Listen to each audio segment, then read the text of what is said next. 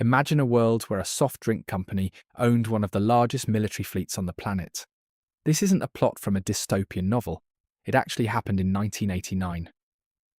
At the height of the Cold War, a bizarre deal was struck between the American giant PepsiCo and the Soviet Union, involving warships, submarines, and billions of bottles of soda. But to understand how a soda company ended up with a navy, we have to go back to 1959, to a sweltering summer day in Moscow at the American National Exhibition.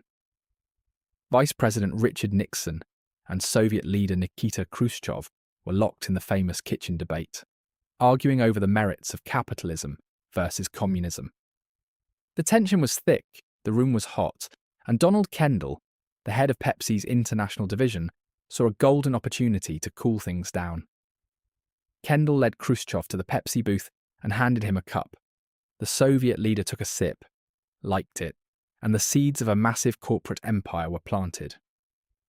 By the 1970s, Pepsi became the first Western product to be sold in the Soviet Union. But there was a massive problem.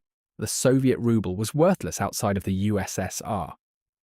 Since the Soviets couldn't pay in cash, they had to trade. Their first solution? Vodka. Lots and lots of Stolichnaya vodka.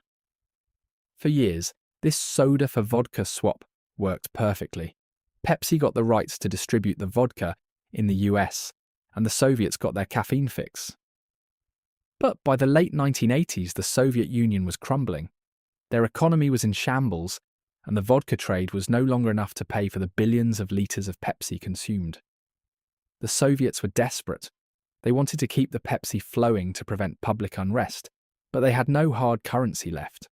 So they offered the only thing they had in abundance: military hardware.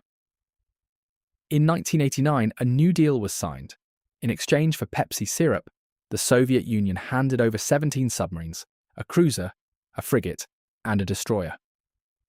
Just like that, PepsiCo briefly became the owners of the sixth largest navy in the world. They were effectively a private military power. Donald Kendall famously joked to the National Security Advisor, "We're disarming the Soviet Union faster than you are." But Pepsi wasn't interested in global conquest. They weren't sailors, they were businessmen. The entire fleet was sold for scrap metal to a Swedish firm shortly after. While the Navy was short-lived, it remains the most extreme example of how far a company will go to enter a closed market. The collapse of the Soviet Union shortly after changed everything. Pepsi's exclusive grip on the market vanished as Coca-Cola rushed in to compete in the new Russia. Today, the story of the Pepsi Navy serves as a bizarre reminder of a time when the lines between global commerce and Cold War geopolitics were completely blurred. It was a deal born of desperation and carbonation, a moment when bubbles and battleships shared the same ledger. Thanks for watching. If you enjoyed this dive into the strangest naval fleet in history, don't forget to like and subscribe for more stories where history is weirder than fiction.